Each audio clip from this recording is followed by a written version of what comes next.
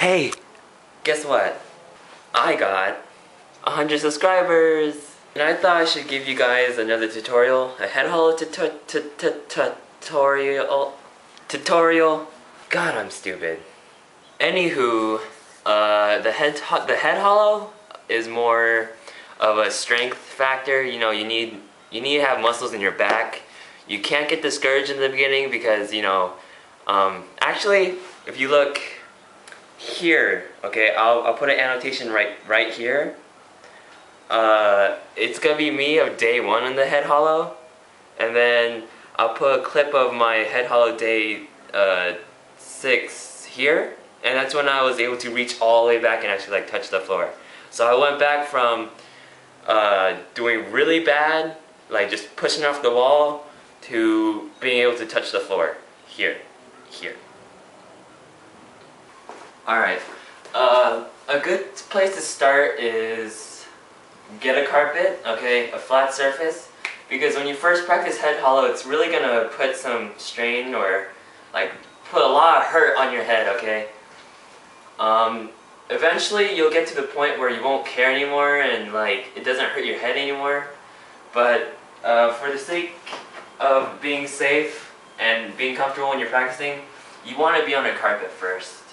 Second step might be, have headstand already down when you see the tutorial, because obviously you need a good headstand to do Headhollow if you've seen the move before. And yeah, that's about it. Just have headstand ready to go. And here, just an example. It shouldn't be too hard. I mean, it's like a really simple move,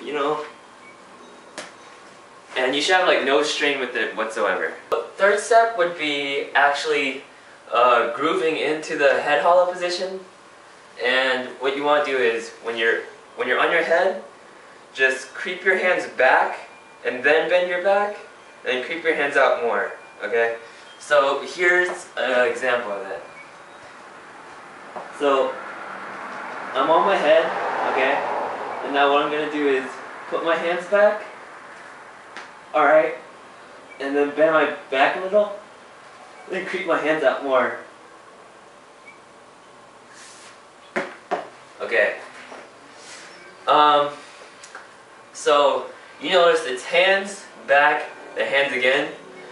And you'll notice if you did watch the videos in the very beginning of this video that I've lost a lot of flexibility in my back because I haven't done Headhollow in a long time, but I just thought I should start practicing them again and showing you guys a tutorial on how to do them. So be sure when you do get Headhollow, never stop like training them, because you'll often lose your flexibility again and you have to start like all over. So yeah. Now to get deeper, what you need to do is you actually need to like grab some sort of like a water bottle case, maybe like 3 of those, or maybe a box or something stable, even a wall, okay? A wall helps too.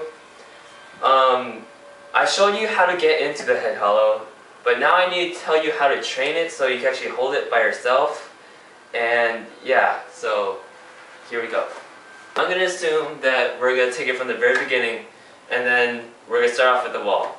So we'll just take the same precautions that we did last time. We'll get on our headstand first, hands back, bend back, and then hands up more, okay? So, and you'll notice if you did try before you finish this video, the Headhollow, you'll notice that you won't be able to hold it very long, unless if you were a gymnast that has a super strong back, but I doubt it. Okay, anyway. So what you want to do is do the same thing, headstand, hand back, back, and then creep your hands out more. And what you want to do is push off the wall maybe every once in a while, and try to hold it there by yourself like this.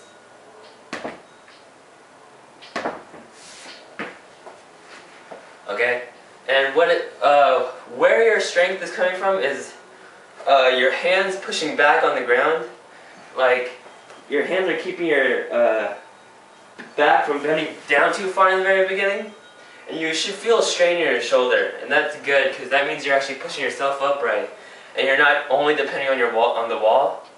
So get used to pushing off the wall and try to hold it there with your hands, and then hold it there, you'll gain back strength. I'm sure your back will be sore the first day, and be very careful on this move. Getting a water bottle box or a water bottle case or a box like this one.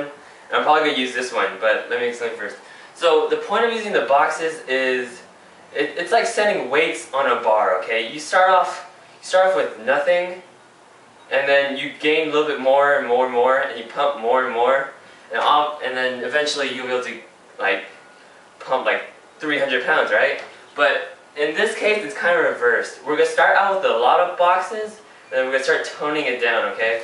So the point is, you have like 3 boxes here, so your back can arch over it, and then you go down to 2 boxes later when you get comfortable, you bend your back down to that one, and then later on you'll be down to 1 box, then later on you'll be eventually down to no box, okay? So, yeah. Alright, so what I'm going to do now is I'm going to grab a box and put it, and I'm going to give you an example on how to, or how I'm going to show it to you. Okay, that's it.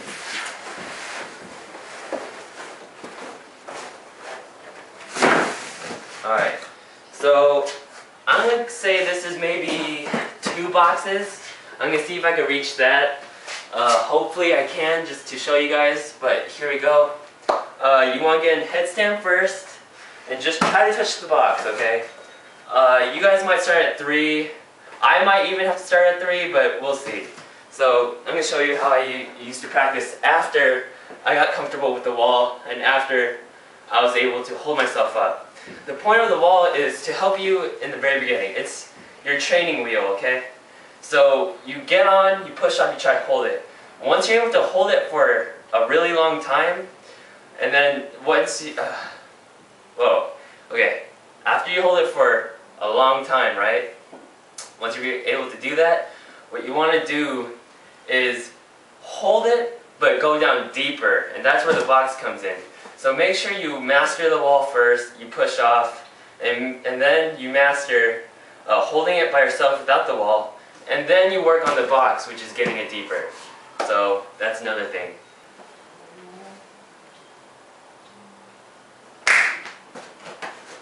Alright, so obviously it's a little bit easier for me to reach the 2 boxes limit, but for you, you might start out here, okay?